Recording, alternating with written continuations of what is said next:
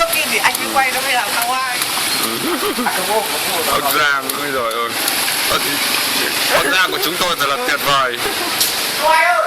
Nước ngập từ 6 giờ hôm qua đến tận hôm nay. Đây. Xuống đây phải đi xuống nước để trở mới quay được cái ngu ấy. Quay được không? Không bao giờ quay được. Có rượu ẩm vào mất.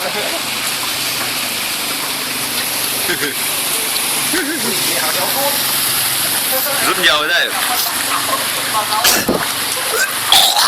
Ôi, thùng xốp kia có con chuột kìa. Đâu? Kia.